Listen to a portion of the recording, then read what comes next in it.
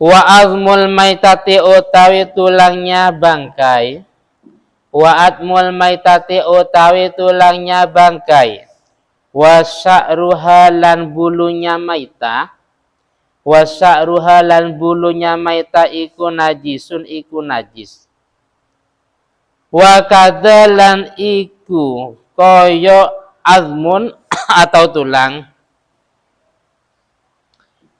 Al maitatu utawi bangkai.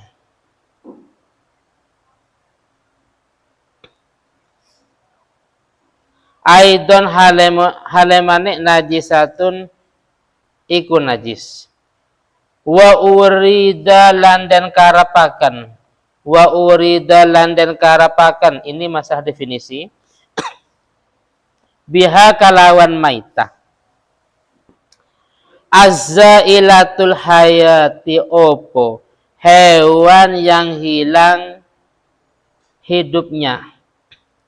Opo hewan yang hilang hidupnya bighairi dakatin syar'iyatin, kalawan tanpa sembelihan secara syariat. Kalawan tanpa sembelihan secara syariat. Fala yustasna mongko tidak dikecualikan. Hina idin ing dalam nalaikane penjelasan. Janinul muzakkati opo janinnya atau bayinya hewan yang disembelih. Opo janinnya atau bayinya hewan yang disembelih. Idza kharaja nalaikane metu opo janin. Idza kharaja nalaikane metu opo janin min batni ummi sangking. Perutnya ibunya janin atau induk ya. Sangking perutnya induknya janin mayitan hale mati. Li'anna zakatahu korono saatuni sembelihannya janin. Karena sesungguhnya sembilan janin iku fi zakati ummi. Iku ing dalam sembelihan ibunya janin. Wa kadzalan iku koyok mengkono-mengkono janin wairuhu utawi liyani kadza. Atau utawi liyani janin sama saja. Minal mustasnayati sangking piro-piro perkara yang dikecualikan. Sangking piro-piro perkara yang dikecualikan al-madhkuratu yang disebutkan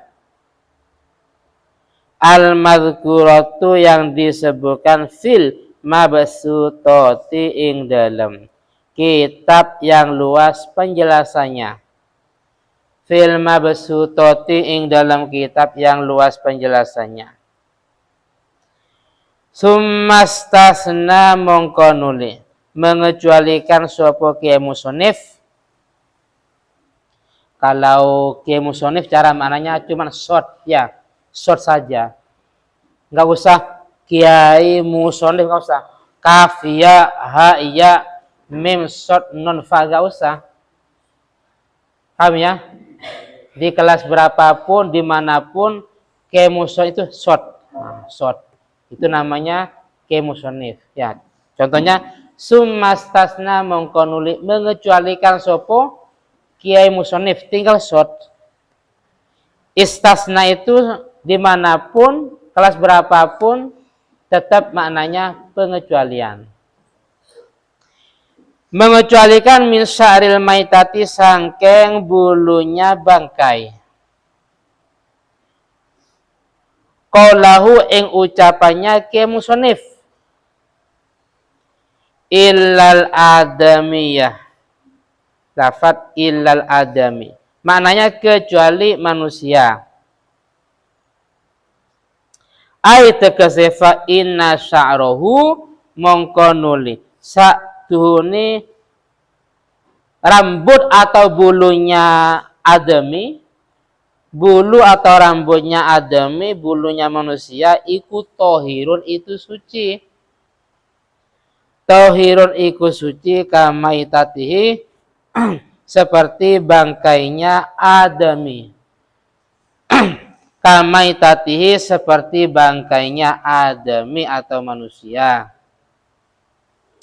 Wes, sekilas penjelasannya, tulangnya bangkai atau bulunya bangkai itu hukumnya najis. Seperti tadi contohnya, Ilham melempar sapinya dengan sandal, terus airnya mati. Paham ya? Atau contohnya Kapit menunggangi untanya. Jadi Kapit punya unta baru, akhirnya terus Kapit di atas, ternyata mati. Maka itu namanya bangkai. Karena bangkai, maka tulangnya, bulunya itu semuanya najis. Paham ya? Karena bangkai, maka tulangnya bangkai, bulunya bangkai, itu semuanya najis. Sekarang, apa sih bangkai itu secara fikih? Lah ini masalah definisi bangkai. Wa urida bihi azzailatul hayya. Definisi dari bangkai secara kacamata fikih, yaitu hewan yang sifat hidupnya hilang, artinya hewan yang mati tanpa melalui penyembelihan secara syara. Karena secara syara itu disembelih dengan alat yang tajam. Itu pun bagian tenggorokan umpamanya. Ternyata mati gara-gara mercon. Mati gara-gara ditabrak becak. Mati gara-gara ditabrak Hasan umpamanya. Mati gara-gara unta itu mati gara-gara ditabrak Pras umpamanya. Paham ya? Atau dilempar pakai HP. Atau dilempar pakai kitab Aqidatul Awam umpamanya. Paham ya? Jadi matinya gara-gara dilempar pakai kitab Aqidatul Awam. Lah itu bangkai. Karena tidak disembelih. Bagaimana biar nggak menjadi bangkai? Caranya gampang. Jadi kalau kita punya hewan, ketepatan rumah kita di pinggir jalan raya umpamanya, ternyata ketabrak becak. Kalau dia masih hidup normal, artinya masih melihat gerak-geriknya seperti hewan yang masih sehat, langsung disembelih. Karena disembelih berarti matinya itu bukan bangkai. Karena bukan bangkai, enak dimakan. Tapi kalau kita biarkan, jadi kita punya hewan ditabrak becak atau sejenisnya umpamanya, dibiarkan, akhirnya matilah itu bangkai. Dibiarkan padahal masih normal. Penglihatannya normal, gerak-geriknya juga. Kita membiarkan. Terus mati, itu matinya gara-gara kecelakaan tadi. Karena kita tidak menyembelih, maka itu namanya bangkai. Karena bangkai, apapun tidak boleh dimakan, nggak boleh apalagi dijual. Paham ya? Tapi kalau memang kita sempat menyembelih seperti kasus tadi, kecelakaan ditabrak mobil umpamanya, terus masih normal, bisa melihat gerak-gerik atau yang lain, langsung disembelih. Itu namanya bukan bangkai, masih halal. Karena halal, silakan bisa dikonsumsi untuk keluarga sepuasnya atau dijual ke masyarakat luas, terserah. Paham ya? Tapi jangan mahal. Nah, itu cara biar tidak menjadi bangkai, yang penting masih hidup. Kalau sudah mati mau disembelih ya nggak boleh. Ustaz, ini sudah mati, biar nggak jadi bangkai saya sembelih. Ya terlambat, Mas. Paham ya? Terlambat. Gimana? Sakaratul maut. Bacakan Al-Muluk. Lah itu yang dimaksud sakaratul maut, dia masih bisa melihat, ya. Jadi dia bisa melihat, mendengar gerak-geriknya.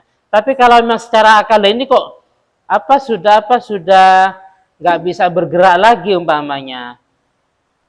Terus juga gerak-geriknya, penglihatannya. Lah ini kayaknya lah. Ini kan gini, hayat itu ada dua. Ada hayatul mustaqirroh, ada hayatul mustamirroh. Kalau sudah seperti mati, penyembelihan kita nggak berguna. Hidup tapi dia seakan-akan mati. Tapi kalau masih bergerak umpamanya, silakan secepatnya untuk disembelih. Wis, selanjutnya, wis dikecualikan dari bangkai tersebut ketika Ilham punya sapi dalam kondisi hamil. Jadi pas mau kurban memang belinya dalam hamil. Ketika sapi itu disembelih ternyata pas juga anaknya ikut mati. Maka anak yang mati ini bukan bangkai. Kalau dalam kaidah at-tabi'ut tabi'. Kan secara dohir kita menyembelih sapi ini, tapi anaknya juga ikut mati. Maka anak ini tidak dihukumi bangkai. Kenapa? Karena matinya anaknya hewan ini gara-gara kita menyembelih hewan tadi ibunya atau induknya. Paham ya? Jadi ya ikut dimakan nggak apa-apa. Sapinya dimakan, anaknya nggak boleh dibuang, apalagi dikuburkan. Kenapa? Ini halal. Ini namanya bukan bangkai. Maka namanya janinul muzakkati. Janinnya, bayinya, hewan yang disembelih idza kharaja min batni ummih, ketika keluar dari perut ibunya ternyata dalam keadaan mati. Maka itu namanya bukan bangkai. Kenapa? Karena matinya gara-gara kita menyembelih ibunya. Otomatis dia juga ikut disembelih. Maka itu namanya bukan bangkai. Paham ya? Ini namanya mustasnayat. Apa mustasnayat? Pengecualian. Walaupun kita hakikatnya menyembelih ibunya, terus ternyata anaknya kok ikut mati umpamanya. Oh, matinya juga gara-gara kita menyembelih ibunya, otomatis dia ikut disembelih. Dan ini banyak yang dikecualikan dan ini dijelaskan dalam kitab yang luas penjelasannya. Wis, kalau tadi data penjelasannya adalah atmul maitah wa sya'ruha najisatun. Tulangnya bangkai, bulunya bangkai itu najis. Dikecualikan adalah bulunya Hasan Hussein, rambutnya Hasan Hussein. Rambutnya manusia. Apa? Manusia itu mati. Mati umpamanya. Ini kan bangkai. Bukan berarti karena ini bangkai najis, enggak. Paham ya? Jadi dalam Al-Quran, walaqad karramna bani Adam. Allah Ta'ala, walaqad karramna, saya benar-benar memuliakan bani Adam, manusia. Walaupun mati tetap suci. Paham ya? Sekarang kadang ada kelompok menganggap najis karena beda kelompok ya. Kita ngobrol, duduk, kita pulang, disiram tempatnya apa? Dianggap najis. Padahal agama Islam mengajarkan kita itu walaupun meninggal masih suci. Rambut kita yang meninggal rambut ini masih suci. Jangan disamakan dengan bangkainya sapi. Bangkainya sapi, bangkainya najis, bulunya juga ikut najis. Tapi kalau manusia yang meninggal, fisiknya suci, rambutnya juga suci. Ini juga namanya mustasnayat atau pengecualian.